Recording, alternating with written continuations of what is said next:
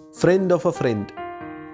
हाँ दोस्तों, यह किताब दिखाती है कि कैसे हमारे आसपास के नेटवर्क का इस्तेमाल करके और इसका ज़्यादा से ज़्यादा फ़ायदा हम उठा सकते हैं। बेशक प्रोफेशनल सक्सेस के लिए नेटवर्किंग एक महत्वपूर्ण स्किल है, लेकिन नेटवर्क बनाने का मतलब केवल नए कॉन्टैक्ट के बारे में नहीं होता है दोस्तों। इनोवेशन, करियर डेवलपमेंट और बिजनेस सक्सेस भी इसके महत्वपूर्ण भाग होते हैं। दोस्तों, इस किताब के ऑथर हैं डेविड बर्क्स, जो एक लोकप्रिय वक्ता और लेखक होने के साथ साथ बिजनेस स्टडीज़ के एसोसिएट प्रोफेसर भी हैं।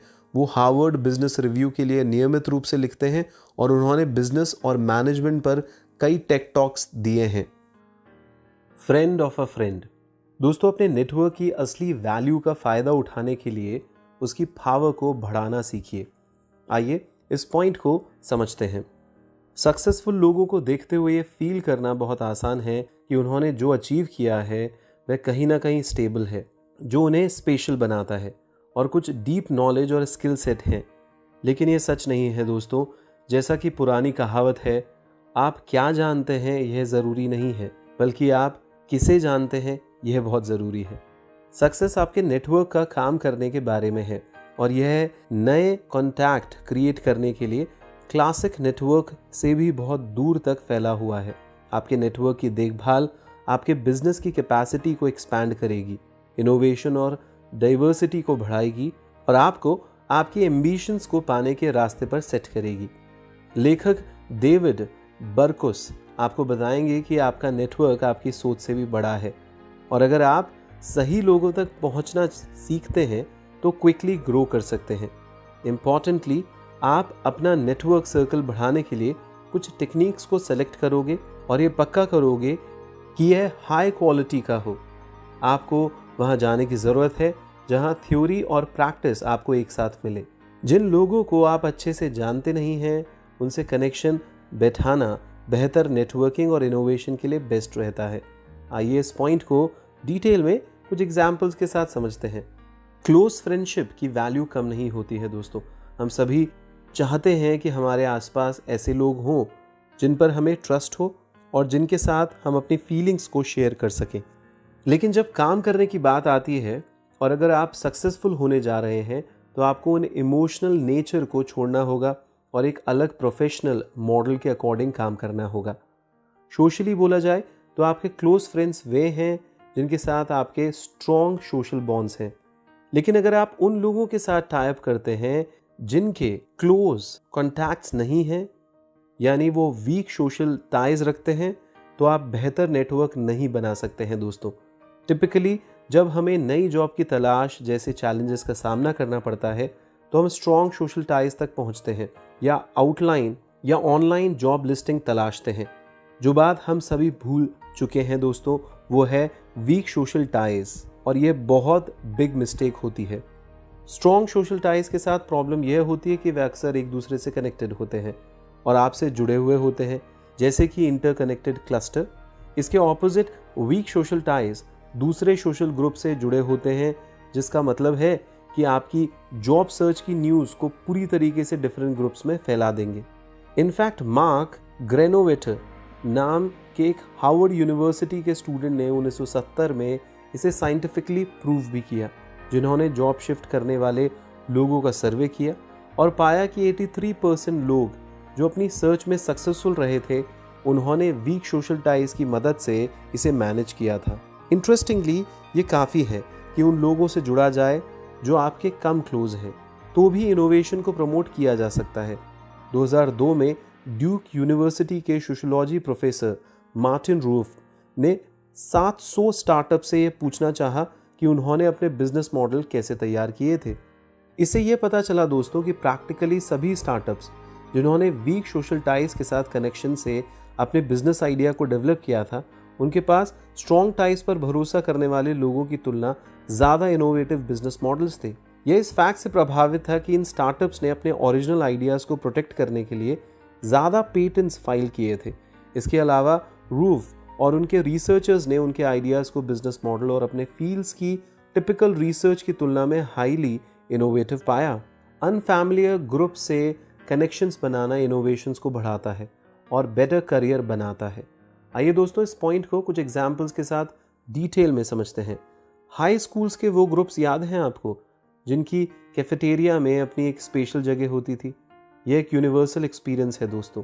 लोगों में एक जैसे लोगों के सोशल ग्रुप्स में इकट्ठे होने की एक नेचुरल टेंडेंसी होती है। अगर आपने कभी किसी हाउस पार्टी में नए लोगों को जानने की कोशिश की है तो आपने अपने एक्शंस में यही सेम चीज़ देखी भी होगी। लेकिन असल में हम उन सभी लोगों के साथ घुलने मिलने की कोशिश में बेहतर नहीं होते हैं जिन्हें हम बिल्कुल जानते नहीं हैं। इसी वजह से पूरी तरीके से अननोन ग्रुप्स के साथ जुड़ने से इनोवेशन में बढ़ोतरी होती है दोस्तों। यह 19वीं सदी के चिरोकी सुनार की कहानी है दोस्तों, जिसका नाम था सिकुओया। उन्होंने ना सिर्फ अपने नेटिव कम्युनिटी के साथ बल्कि अमेरिकन कॉलोनिस्ट के साथ भी कॉन्टैक्ट बनाया। उस समय चिरोकी के पास कोई रिटन लैंग्वेज नहीं थी, लेकिन वह दो कम्युनिटीज के बीच एक लिंक के रूप में काम कर सकता था। सिकुओया ने इंग्लिश सीखी। उन्होंने अपना नाम लिखने और सीखने से शुरुआत की। इसके फौरन बाद वह उसे अपनी चांदी के बर्तनों पर भी उकेरने लगा, यानी कि उसको इम्प्रिंट करने लगा। सिकुओया ने देखा कि किसी कॉलोनियल्स ने एक दूसरे के साथ बातचीत करने के लिए लेटर्स भेजे और इनोवेशंस को इंपोर्ट करने का फैसला किया। हार्ड वर्क में उन्होंने सिंबल्स का एक सिस्टम डेवलप किया जो चिरोकी लैंग्वेज के डिफरेंट सिलेबस को रिप्रेजेंट करता था दोस्तों। सिलेबरी यानी सेंटेंसेस की वोकैबुलरी एक ज़बरदस्त सफलता थी। तो चिरोकी ने जल्द ही इस स्क्रिप्ट को अपनाया और ये आज भी स्ट्रीट साइंस पर और स्कूल्स में, स्पेशली चिरोकी इलाकों के शहरों के जैसे ही ओक्लाहोमा में इस्तेमाल की जाती है। अननोन या फैमिलियर ग्रुप से जुड़ने का एक और फायदा है, हमने पहले देखा था कि यह आपकी जॉब सर्च में हेल्प कर सकता है, लेकिन यह एक अच्छा मौका भी है कि यह आपके करियर के लिए भी जनरली ज़्यादा फायदेमंद होगा। स्टडीज़ में पता चला है दोस्तों कि ज़्यादा इनोवेटिव होने के अलावा आपको हायर सैलरी भी दी जाएगी और ज़्यादा प्रमोशन हासिल होंगे।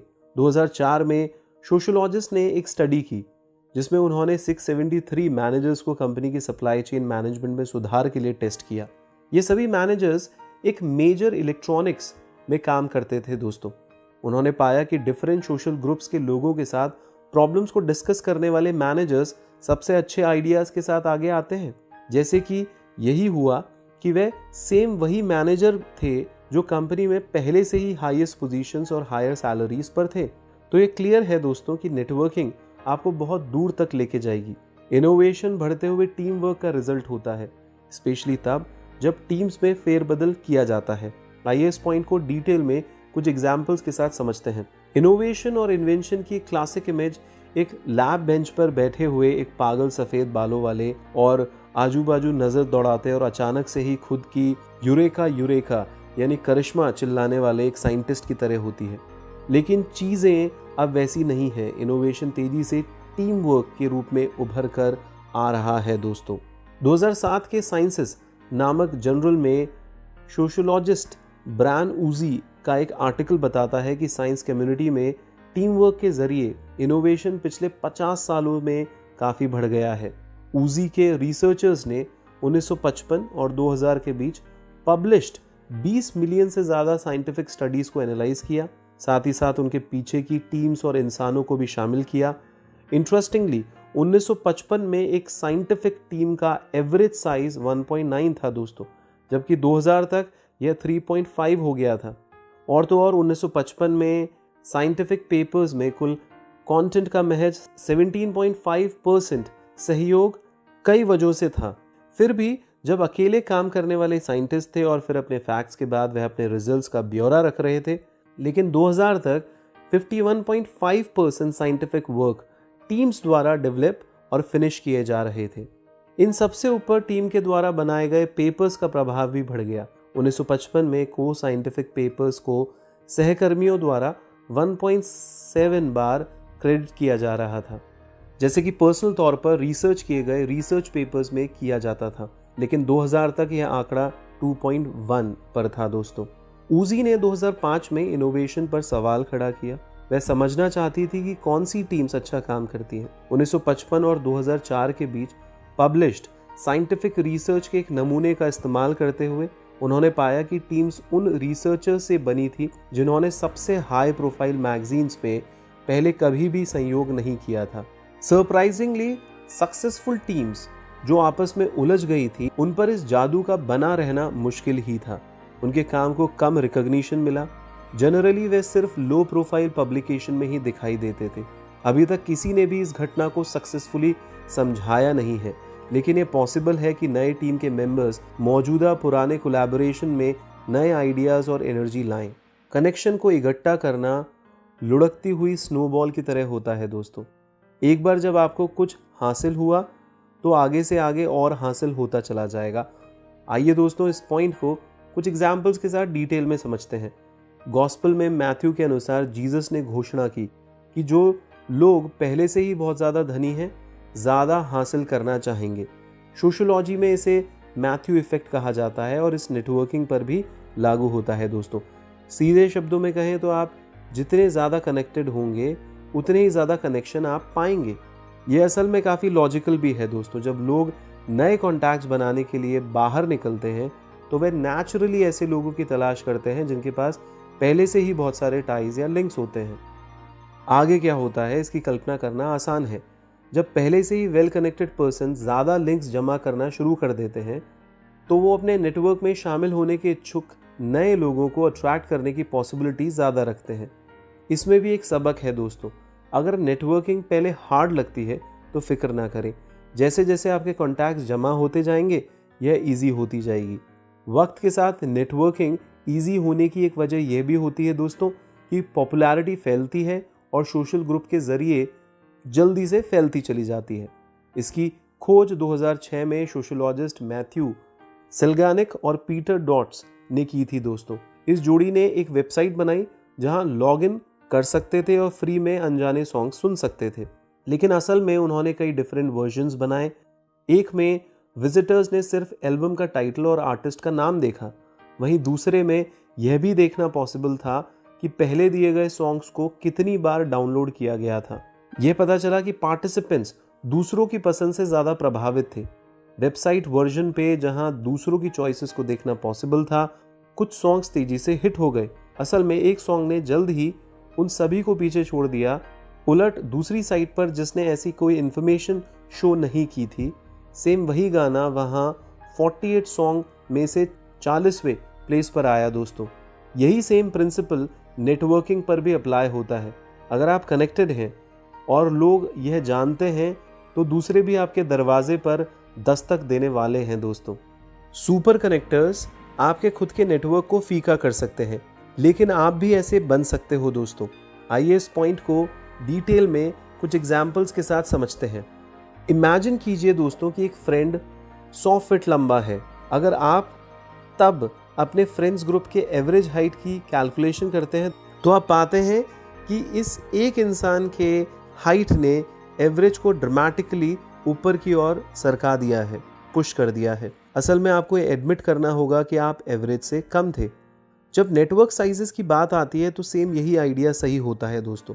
हालांकि कई लोग यह इमेज करना पसंद करते हैं कि उनके एवरेज से ज़्यादा फ्रेंड्स और कॉन्टैक्ट्स हैं, लेकिन उनके पास होते नहीं हैं। ऐसा इसलिए है क्योंकि सुपर कनेक्टर्स यानी वे लोग जिनके पास कॉन्टैक्ट्स के भरमार होते हैं, वे एवरेज वालों को भी छीन लेते हैं।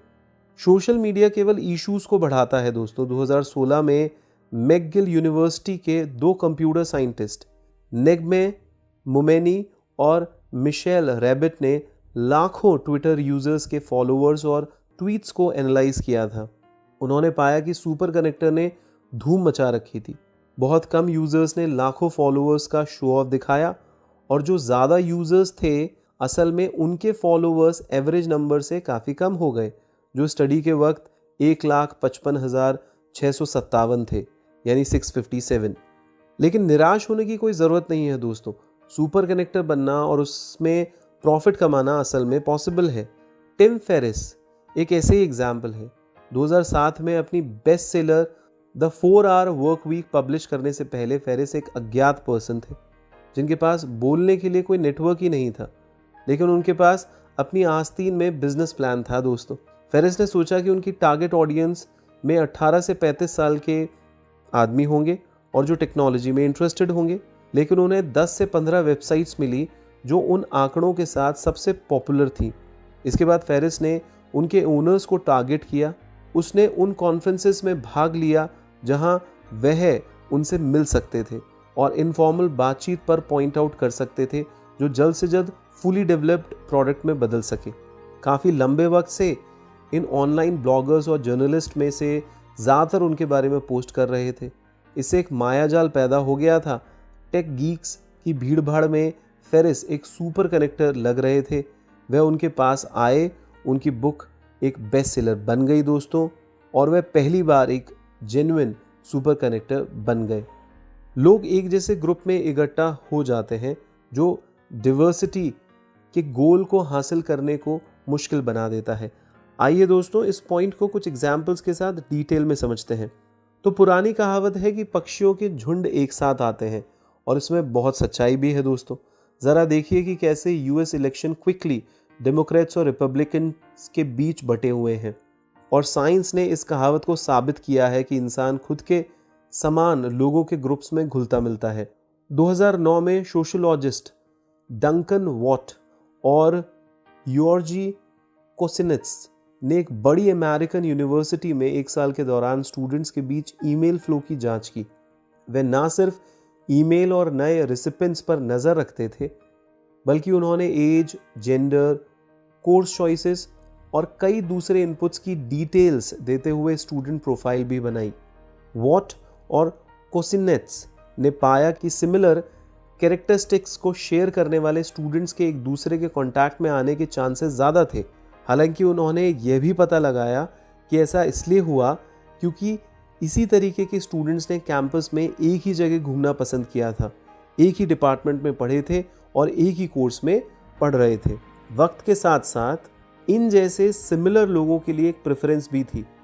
इसी तरीके के लोग ग्रुप्स बनाना शुरू कर देते हैं और इसलिए ज़्यादा सिमिलर लोगों से मिलने की पॉसिबिलिटी ही सिर्फ बढ़ती रहती है। इस तरीके के बिहेवियर के नतीजे दिखने में सीधे साधे लगते हैं। इनमें से ज़्यादातर लोगों की एक जैसी पसंद डाइवर्सिटी को स्थापित करना मुश्किल बना देती है। एंटरप्रेन्योर्स और जर्नलिस्ट एलेक्स ब्लमबर्ग और मैट लीबर्ग ने 2015 के तुरंत बाद जिमलेट मीडिया कंपनी स्थापित की, जो पॉडकास्ट डेवलप और सेल करती थी। उन्होंने देखा कि उनका स्टाफ ऑलमोस्ट वाइट लिबरल और शहरी था, और उन्हें जल्द ही यह रियलाइज़ भी हो गया कि इसकी क्या वजह थी। ब्लूमबर्ग और लिबर मेनली अपने न्यूयॉर्क बेस्ड जर्नलिस्ट साथियों में से भर्ती हुए थे, जो खुद टैलेंट का एक क्लोन पूल था दोस्तों, जो दशकों से इसी सिमिलर टाइप के जेनरी को अट्रैक्ट कर रहा था। जैसे वे इस बात से खुश थे कि कंपनी अच्छा कर रही है, तो उन्होंने डिवर्सिटी की इम्पोर्टेंस को भी पहचाना और यह भी जाना कि यह खुद ब खुद होने वाली नहीं थी। उन्होंने कॉन्शियसली ज़्यादा डिवर्स ग्रुप वाले लोगों भर्ती करना शुरू करना होगा। इस उदाहरण में एक सबक है दोस्तों, जब आप डिफरेंट ग्रुप्स से जुड़ते हैं तो नेटवर्किंग सबसे अच्छा काम करती है। इसलिए आपको जानबूझकर ऐसे एफर्ट लगाना होगा ताकि आप अपने आप की और किसी की भी नकल करने में आप खो ना जाएं। सोशल मिक्सर्स नेटवर्क का बेस्ट तरीका नहीं है, क्योंकि लोग एक्टिविटीज़ के ज़रिए बड़ी आसानी से जुड़ जाते हैं। आइए दोस्तों इस पॉइंट को डिटेल में कुछ एग्जाम्पल्स के साथ समझते हैं। चाहे आप सोशल मिक्सर्स के आइडिया से मोहित हो गए हो और उन्हें बोरिंग समझने वाले एक्सट्रोवर्ट हो, आपको ये जानकर तसल्ली मिलेगी कि उन्हें पूरी तरह छोड़ देना शायद आपका सबसे बेस्ट ऑप्शन है। इसके बहुत से कारण हैं दोस्तों। फर्स्ट, जब आप सोशल मिक्सर में भाग लेते हैं तो चांसेस हैं कि आपका ज़्यादातर वक्त उन लोगों से बात करने पर रहता है जिन्हें आप पहले से जानते हैं। कोलंबिया यूनिवर्सिटी में 2 बिजनेस प्रोफेसर्स पॉल इनग्राम और माइकल मॉरिस ने 2009 में सोशल मिक्सर्स पर इंटरैक्शन पर एक स्टडी की जांच करी। उन्होंने यूनिवर्सिटी में रिकॉर्डिंग डिवाइसेस के साथ स्टूडेंट्स और बिजनेस एग्जीक्यूटिव सेट किए और कैंपस में इवनिंग ड्रिंक्स के दौरान हुई बातचीत को ट्रैक किया। फैंटास्टिकली, उन्होंने पाया कि जबकि इस इवेंट में शामिल 95% पार्टिसिपेंट्स ने नए लोगों से मिलने के लिए खुद को हाईली मोटिवेटेड के तौर पर क्लासिफाइड किया था, लेकिन असल में वे एटलीस्ट खुद का 50% टाइम अपने पुराने परिचितों के साथ बातचीत करने में स्पेंड कर रहे थे। सेकेंडली, भले ही आप लोगों से कांटेक्ट करने का डिसीजन लेते हो, लेकिन हमारी टेंडेंसी हमारे जैसे सिमिलर लोगों के पास जाने की ही होती है। वह शायद पहले से ही सेम नेटवर्क में भी हैं और इसलिए शायद किसी बाहरी नए पर्सन को हेल्प करने की नहीं सोच पाते हैं। यहाँ ये मैसेज है कि सोशल इवेंट्स ही वो रास्ता नहीं है। असल में लोग शेयर्ड एक्टिविटीज़ के ज़रिए भी ज़्यादा आसानी से बंध जाते हैं। यह रास्ता है नेटवर्क बनाने का। बिहेवियरल साइंटिस्ट जॉन लीवे इस सोच को प्रैक्टिस में लाए हैं। ये रेगुलरली मूवर्स और शेकर्स के लिए डाइनर पार्टीज का आयोजन करते हैं। लेकिन लीवे की डिनर पार्टीज शायद ही चक्की की तरह चलती हैं दोस्तों। जब गेस्ट उनके न्यूयॉर्क वाले घर पहुंचते हैं तो उन्हें टीम में डिवाइड किया जाता है और फिर साथ मिलके शाम का खाना तैयार किया जाता है। गेस्ट अपनी आइडेंटिटी या अपने बिजनेस का खुलासा नहीं कर सकते हैं और परिणाम स्वरूप सोशल हायरार्कीज यानी बड़ा छोटा ऊंचा नीचा सब खत्म हो जाता है। एक बार जब डिनर सर्व कर दिया जाता है तो गेस्ट गेम खेलते हैं जिसके दौरान वे हर एक डिनर करने वाले को पहचानने के लिए गेस करते हैं। लीवे की डिनर पार्टीज बड़ी सक्सेस रहती हैं और यह सिर्फ रात की ही बात नहीं है दोस्तों। उनके गेस्ट ने स्टार्टअप्स और टीवी सीरीज बनाने के लिए भी कोलैबोरेट किया था। नेटवर्किंग में फ्रेंडशिप और बिजनेस रिलेशनशिप एक दूसरे को बाउंस करा सकती है। आइए दोस्तों इस पॉइंट को कुछ एग्जाम्पल्स के साथ समझते हैं। बिल गेट्स और वॉरेन बफे शायद दो सबसे बड़े बिजनेस मैग्नेट्स हैं। दिलचस्प बात यह है कि वे एक दूसरे के साथ भी कोलैबोरेट करते हैं। यह एक फ्रेंडशिप पर आधारित रिलेशनशिप है जो 1991 में ब्रिज खेलते वक्त स्टार्ट हुई थी। यह शो करता है कि फ्रेंडशिप कैसे सक्सेसफुल बिजनेस रिलेशनशिप को भी जन्म दे सकती है। 2009 में सोशियोलॉजिस्ट सिमोन फेरियानी और फैबियो फोंटी ने इटली के बोलोग्ना एरिया में सैकड़ों कंपनी से कांटेक्ट किया जहां उनकी यूनिवर्सिटी थी। उन्होंने कंपनीज से पूछा कि उनके सप्लायर्स कौन हैं और कंपनीज के बिजनेस कनेक्शंस के मैप खींचे। फिर कंपनी के लीडर्स ने डिटेल में बताया कि वे किसके पास एडवाइस के लिए गए थे या किन्हें वे सिर्फ फ्रेंड्स मानते थे। फेरियानी और फोंटी ने कंपनी फ्रेंडशिप कनेक्शन के लिए एक अलग मैप बनाया। कहने की ज़रूरत नहीं है दोस्तों, रिसर्चर्स ने पाया कि बिजनेस कनेक्शंस और फ्रेंडशिप अक्सर एक दूसरे के साथ ओवरलैप होती हैं। इस पॉइंट पर उन्होंने पार्टिसिपेंट से पूछा कि पहले क्या आया था, बिजनेस कनेक्शन या फ्रेंडशिप। इंटरेस्टिंगली जब एक फ्रेंडशिप ने एक रिलेशनशिप की नींव रखी तो दो फ्रेंड्स के एक साथ बिजनेस में जाने की पॉसिबिलिटीज भी दुगनी हो गई थी, जिससे बिजनेस कनेक्शन फ्रेंडशिप में बदल गई थी। फ्रेंडशिप की बातें करें तो रिसर्च ने यह भी दिखाया कि जब बिजनेस कलीग्स फ्रेंड्स बन जाते हैं तो बहुत कुछ हासिल होता है। 2015 में मैनेजमेंट रिसर्चर जेसिका मेथॉथ ने जांच की कि जब वर्क कलीग्स में फ्रेंडशिप थी तो क्या वर्क परफॉर्मेंस में सुधार हुआ। उन्होंने एक बड़ी इंश्योरेंस कंपनी के एम्प्लॉयज़ का सर्वे किया और कंपनी के भीतर प्राइमरी वर्क कनेक्शन की मैपिंग की। जब इंडिपेंडेंटली अपने सीनियर्स द्वारा दिए गए काम पर ऐसे एम्प्लॉयज़ ने जिनके पास वर्क फ्रेंड्स थे उन्होंने बेटर परफॉर्म किया। हालांकि जिन एम्प्लॉयज़ के पास काम करने वाले फ्रेंड्स थे वह भी उन लोगों की तुलना में ज़्यादा इमोशनली ब्लैंक पाए गए जिनके पास वर्क फ्रेंड्स नहीं थे। ऐसा शायद इसलिए है क्योंकि रिलेशनशिप को बनाए रखने के लिए इमोशनल इन्वेस्टमेंट की ज़रूरत होती है। इमोशनली टूटे हुए होना वर्क परफॉर्मेंस को थोड़ा कम कर रहा होता है, लेकिन यह काम में एक फ्रेंड्स को ऐड करने की इंस्पिरेशन के परिणाम स्वरूप परफॉर्मेंस में बढ़ोतरी लाता था। तो हम यहाँ पहुँच ही गए दोस्तों। अब आप जानते हैं कि नेटवर्क के लिए ज़रूरी है क्योंकि यह आपकी क्रिएटिविटी और इनोवेटिव पावर को बढ़ा सकता है। और आपने यह भी सीख लिया है कि यह कैसे करना है। सिर्फ खाली सोशल मिक्सर को नकार के तो नहीं दोस्तों।